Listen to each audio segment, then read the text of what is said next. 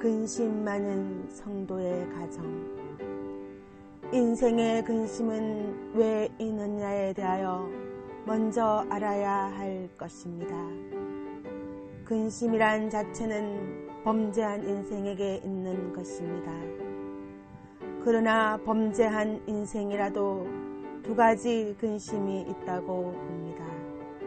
소망이 없는 근심은 죽은 영의 근심이요, 소망이 있는 근심은 산 영의 근심입니다.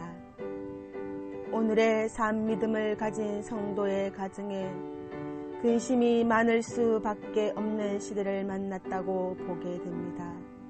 어찌하여 참된 성도의 가정에는 근심이 있을 것이냐에 대하여 다음과 같이 말합니다. 첫째, 시대를 근심합니다. 이 시대라는 것은 성도에게 큰 시험이 오는 때이므로 이 시험에 이기지 못하면 다시는 성도가 시기가 없기 때문입니다. 예를 든다면 어려운 문제를 앞에 놓은 사람이 그 문제를 어떻게 해결할 것이냐에 대하여 근심하는 것은 그 어려운 문제를 해결해야만 될 사명이 있기 때문입니다. 만일 어떤 사람이 어려운 문제가 닥쳐와도 아무런 근심을 하지 않고 평안히 먹고 마시고 있다면 이 사람은 그 사명을 감당할 소망조차 끊어진 상태라고 봅니다. 이와 같이 금일에 어떤 신자가 아무것도 생각지 않고 세속적으로 흐른다는 것은 자기 사명을 할 수 있는 기능을 상실한 자인 동시에 아무런 소망조차 똑똑하지 못한 신자라고 봅니다. 누구든지 산 믿음을 가진 신자라면 이때에 이 시대를 알고 근심치 않을 수가 없습니다. 왜냐하면 이 시대에 되는 일은 전부가 성도의 신앙의 대적이 되는 것만 왕성해 가기 때문입니다. 오늘의 과학 문명의 눈부신 발전은 참된 산 믿음을 가진 자에게는 기쁨을 주는 것보다도 오히려 근심을 주는 일이 많이 있게 됩니다. 이것을 통하여 모든 사람이 참된 신앙의 사상을 지키기가 어려운 난제가 닥쳐오기 때문입니다. 그러므로 참된 산 믿음을 가진 성도는 이 시대를 근심하면서 왜 이런 시대가 오느냐에 대하여 다시 한번 성경을 읽어볼 필요가 있고, 그 성경에서 시대를 분별할 수 있는 새로운 지식을 얻고 지식을 발견하는 동시에 이 시대에는 어떠한 노선으로 나가야 된다는 것을 바로 깨닫기 전에는 모든 것은 다 숲으로 돌아갈 수밖에 없는 때가 왔기 때문입니다.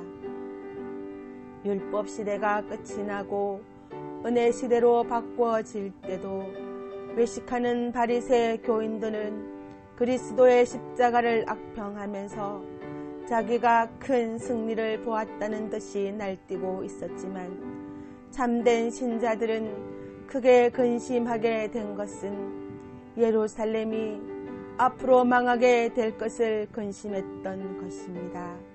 로마서 9장 1절.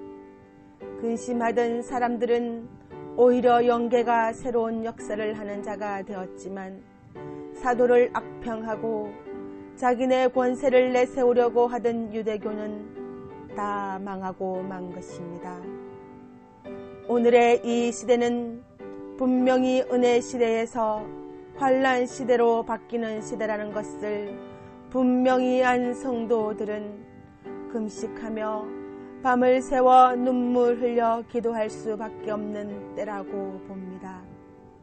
이제 다시 전쟁이 난다면 미리 금식하고 하나님 앞에 부르짖고 해산의 수고를 다하던 자들이 남은 자가 되고, 아무런 근심 없이 세상 학략의 도치가 되어 업녀적인 행동을 하던 자는 분명히 망할 때가 왔다고 봅니다. 인류 역사상 이같이 무서운 환란이 있는 시대는 다시 없다는 것을 성서에서 알아야 합니다. 둘째, 시온대회를 위하여 근심합니다. 스바냐 3장 18절 말씀. 지금 이때의 성도로서 근심하는 일은 기독교에 관한 일입니다.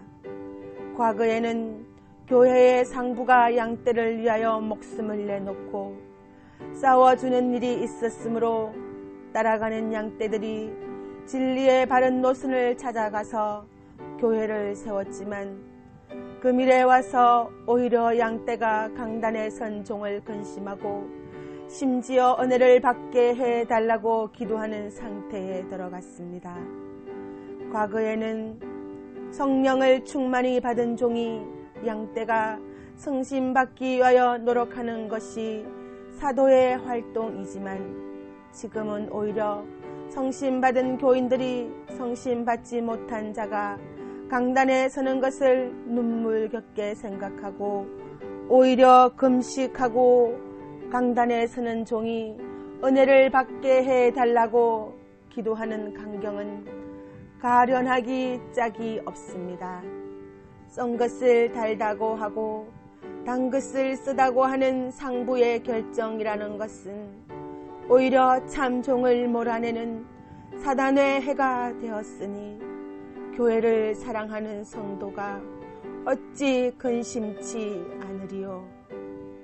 양떼들은 피 흘리기까지 싸우려고 결심하는데 앞장을 서야 할 종들이 오히려 협상주의 노선을 걸어가며 순교적인 사상을 가진 사람을 협상주의 노선의 길로 끌어보려는 수단을 가지고 있으니 어찌 될 것이냐는 교회의 장래를 근심하게 됩니다. 하늘 높이 솟아오른 독수리같이 올라가야 될 종들이 땅만 바라보고 기어다니는 유물적 정책과 보조를 맞출 수 없습니다. 하늘의 것을 사랑하는 사상과 짐승같이 땅의 것만 사랑하는 사상과 어찌 한자리에 앉아서 합의를 볼 수 있으랴. 그러므로 계시록 13장 15절에는 다른 짐승이라고 한 것은 소위 종교 지도자로서 짐승의 표를 받게 하는 거짓 선지를 가르친 것입니다. 슬프다 아리엘이여, 천하의 모든 사람들이 다 아리엘을 대적하니 아리엘은 약할 대로 약해지는 자리에서 음성조차 낮아집니다. 이사야 29장 1절에서 4절 말씀. 하나님은 참된 성도의 근심에 잠기어서 부르짖는 그 눈물을 받으시고 원수를 갚는 진노의 날이 임박했습니다. 남은 좋은 때가 왔다고 날뛰는데 오히려 근심하는 성도의 가정, 이 시대의 숨은 비밀 알고 보니 근심 중에 새 힘을 받도다. 셋째, 생활 염려의 근심. 누가복음 21장 34절, 이사야 41장 17절. 거짓 많은 세상에 양심대로 살아보려는 성도의 가정, 억울하게 사기를 당하고 보니 사업조차 실패하고 아들, 딸 앞에 놓고 탄식하는 그 소리 가련하도다. 내 마음이 믿고 도와주었건만 보람없이 되고 보니 오히려 미움받고 쫓겨나는 그 광경 가련하도다. 자녀를 사랑하는 부모가 천신만고 다여서 자녀를 길렀건만 할 일 없는 실업자 되고 보니 오히려 괴로움을 주는 쓴잔이 되었도다. 주일 성수하려고 하다 보니 취직할 길 없어 방황하며 신앙을 자라게 하는 교회를 찾아갔다가 소방대같이 은혜의 불을 끄는 교회에 가 상처를 받고 이것저것 할 일 없어 방황하다가 골방에 들어가 문을 닫고 기지개 켜며 잠자는 그 모양 가련하도다. 슬프다 잠자는 자여, 낙심 말고 일어나라. 가련한 자 복받는 심판의 다림줄 동방에 나타났다. 화려한 생활 부려워 말고 심판주를 맞이할 신비 갖추어 새 시대 보자. 잠깐 동안 근심 중에 밤을 새워 부러짓던 성도의 기도 응답이 내림으로 주의 천사 보호하여 승리의 길을 가게 되리. 사람이 무엇을 주고 성도의 믿음 빼앗을 수 있을까? 산 믿음 가진 성도, 근심은 많지만 은혜도 많도다.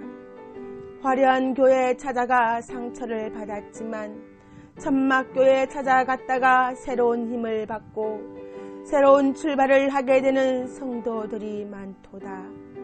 근심 중에 절개 있게 일하는 자들아, 신랑주를 맞이할 그날에 세세왕권 영광 누리는 큰 기쁨 받으리로다.